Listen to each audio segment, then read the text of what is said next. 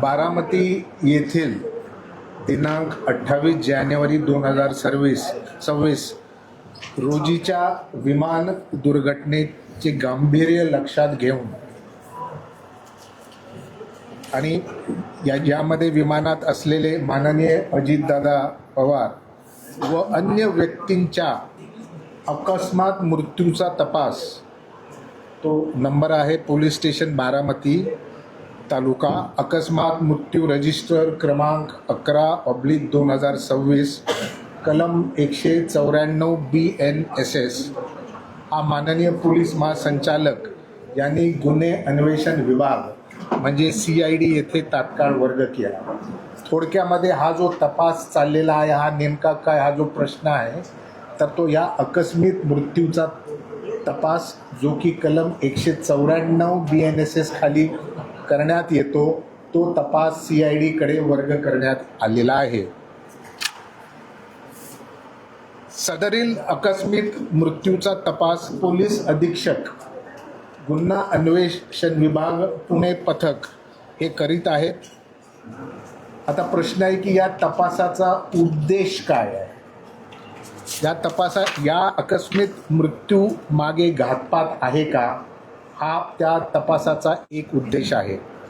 म्हणजे घातपात आहे का याचा तपास. त्याचप्रमाणे याच्यामध्ये क्रिमिनल निग्लिजन्स म्हणजेच रॅश ऑर निग्लिजंट ॲक्ट जो आपण म्हणतो हा आहे का, हा सुद्धा त्या तपासाचा एक भाग आहे. आणि तिसरा आणि महत्त्वाचा भाग आहे की याच्यामध्ये कोणते गुन्हेगारी कृत्य घडलेले आहे का, ज्याला आपण इंग्लिशमध्ये इल्लिगल ओमिशन म्हणतो, किंवा इतर कोणते गुन्हेगारी कृत्य घडलेले आहे का, हा या तपासाचा स्कोप आहे. म्हणजे 3 गोष्टी, क्रिमिनल कॉन्स्पिरसी किंवा कट, क्रिमिनल निग्लिजन्स म्हणजेच रॅश ऑर निग्लिजंट ॲक्ट, आणि कोणताही क्रिमिनल गुन्हेगारी कृत्य ज्याच्यामध्ये इल्लिगल ओमिशनसुद्धा येते, हे याबाबत हा तपास चालू आहे. मला इथं हे सांगायचं आहे की सदरील आकस्मिक मृत्यूचा तपास योग्य दिशेने आणि अगदी पहिल्या क्षणापासून अतिशय प्रोफेशनॅलिझमनी इथे आपण करत सुरू आहे. आणि यामध्ये आपल्याला बारामती शासकीय वैद्यकीय महाविद्यालय, पुण्यातील फोरेन्सिक विद्यालयाच्या फोरेन्सिक मेडिसिन डिपार्टमेंट म्हणजे हा त्या महाविद्यालयातला एक महत्त्वाचा डिपार्टमेंट आहे. त्याचप्रमाणे पुणे येथील forensic science lab, aviation authorities आणि इतर एजन्सीज, तसेच आपल्या केंद्रातील अनेक संस्था या तपासामध्ये आपल्याला सहकार्य करत आहेत. त्याचसोबत जे एअरक्राफ्ट ॲक्सिडेंट इन्व्हेस्टिगेशन ब्युरो आहे, ज्याला आपण AAIB असं म्हणतो, यांच्याशी CIDचा तपासामध्ये त्याचा निष्कर्षसुद्धा लक्षात घेणार आहे. तसेच सदर घटनेचे गांभीर्य लक्षात घेऊन महाराष्ट्र शासनाने सुद्धा सदर आकस्मिक मृत्यूचा तपास CBI कडे वर्ग करण्यासाठी पत्रव्यवहार केलेला आहे. थोडक्यात जर या तपासामध्ये घातपात म्हणजे क्रिमिनल कॉन्स्पिरसी कट वगैरे किंवा क्रिमिनल निग्लिजन्स, कुठला रॅश ॲक्ट, कुठला निग्लिजंट ॲक्ट किंवा कोणत्याही प्रकारचे गुन्हेगारी कृत्य जसे की इल्लिगल ओमिशन इत्यादी असे निष्पन्न झाल्यास यंत्रणा ही म्हणजे CID ही योग्य अशा कलमांखाली गुन्हा दाखल करून त्याचा उर्वरित तपास पूर्ण करून न्यायालयामध्ये अभियोग चालवण्याची तजवीज ठेवलेली आहे. धन्यवाद. आता निष्कर्ष काय म्हणला, पोलिसांनी काय तपासाची साधारण 28 दिवस होऊन गेले. तपास अतिशय योग्य दिशेने चाललेला आहे. तपासामध्ये अनेक प्रकारच्या जसं मी बोललो की आपल्या ज्या सेंट्रल एजन्सीज आहेत किंवा सेंट्रल अथॉरिटीज आहेत, यांचेही ओपिनियन घ्यायला लागतात.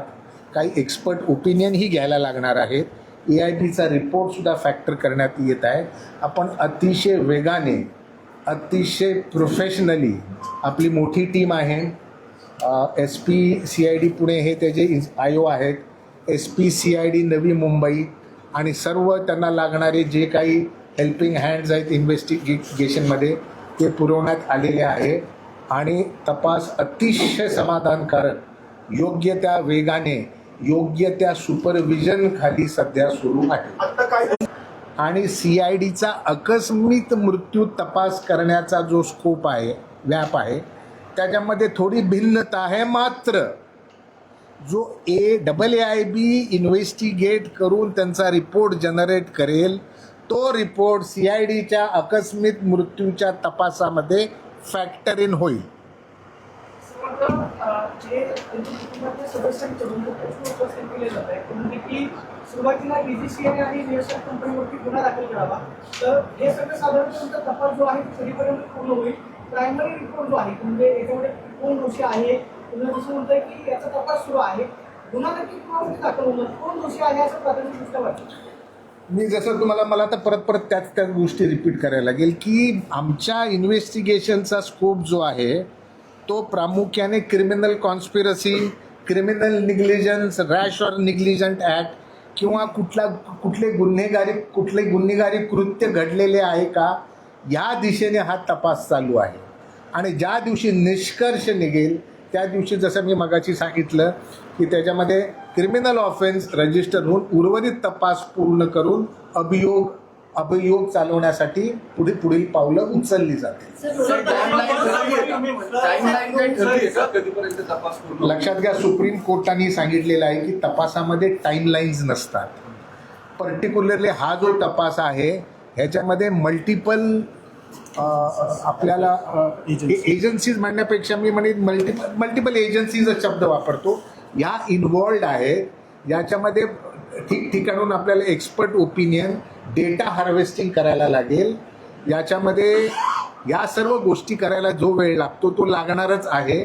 मात्र मी तुम्हाला खात्रीशीर सांगत आहे की तपास अतिशय योग्य वेगाने आणि अतिशय योग्य दिशेने चालू आहे. आतापर्यंत डिटेल काय कलेक्ट झाले त्या अपघाता संदर्भात आणि तुम्ही म्हणले घातपात किंवा गट असतील शक्यता असू शकते. मी असू शकते असं म्हटलेलो नाही आहे, मी क्लिअर करतो. मी त्या दृष्टीने तपास करत आहे हे मी सांगू इच्छितो. याचा स्कोप तो आहे. सर प्रायमरी तपास घात त्या अपघात याच्यावरच सगळं सुरू आहे. हे बघा, ज्या वेळेला काही निष्कर्ष होईल, ज्या वेळेला निर्माण होईल तेव्हा कायद्यातल्या पुढच्या प्रक्रिया राबवण्यात येतील. 28 दिवस 28 दिवसात आतापर्यंत तपासात कोणत्या गोष्टी तुमच्या समोर आल्या? आमच्या समोर बऱ्याच काही गोष्टी समोर आलेल्या आहेत, म्हणजे बरेचसे पुरावे समोर आले आहेत. गोष्टी हा शब्द मी वापरणार नाही. आणि जसं जसं अजून पुढे आमच्या समोर अधिक पुरावा येतील आणि निष्कर्ष निघेल तेव्हा नक्कीच तो तो आपल्यापर्यंत मी तुम्हाला पुनश्च सांगतो, आम्ही भरपूर पुरावे गोळा केलेले आहेत. जे उर्वरित आहेत तेही लवकर गोळा करण्यात येतील. लागणारे जे टेक्निकल रिपोर्ट्स आहेत तेही मिळवण्यात येतील आणि त्याच्यानंतर निष्कर्ष काढण्यात येईल. सर मुंबई विमानतळावर स्पेसिफिक मुद्दे रेज केलेले आहेत, ज्याच्यामध्ये त्यांनी एकतर विमान नादुरुस्त होतं का याबद्दल म्हटलेल्या, दुसऱ्या हवामानाच्या क्लिअरन्स बद्दल मुद्दा उपस्थित केलेला आहे की तो कोणाकडनं दिला गेला. हे आपल्या इन्व्हेस्टिगेशनचा भाग तुम्ही घेतलेला आहे का? ऐकून घ्या, याच्यामध्ये जी AAIB ही जी एजन्सी आहे त्यांचा एक स्कोप ऑफ इन्व्हेस्टिगेशन आहे. तो झाल्यानंतर एक रिपोर्ट फर्निश होईल जो आम्ही आमच्या तपासामध्ये फॅक्टर इन करणार आहे. या अर्थाने ते म्हणतायत की त्याच्यातला फक्त याचा मुद्दा नाही, कॉन्स्पिरसी या अँगलनी ते मुद्दा म्हणतायत. म्हणजे टेक्निकल अस्पेक्ट AIB कडनं इन्व्हेस्टिगेट होतील, ते कॉन्स्पिरसी या अँगलनी या मुद्द्याबद्दल काय म्हणायचं त्यांना क्लिअर नाही. मी शेवटचे 3 प्रश्न घेणार आहे.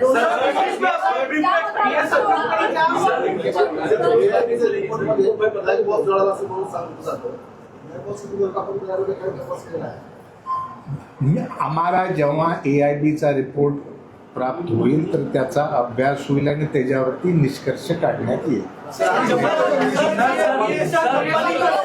पत्रकार परिषदेचा उद्देश काय आहे? केवळ प्रोसिजर एलिबरेट करण्यासाठी पत्रकार परिषदे की काही फॅक्ट्स आपण त्याच्यात सांगणार आहोत? नाही, आजच्या या पत्रकार परिषदेचा उद्देश हा आहे की नंबर 1, CID नेमका कोणता प्रकारचा तपास करते.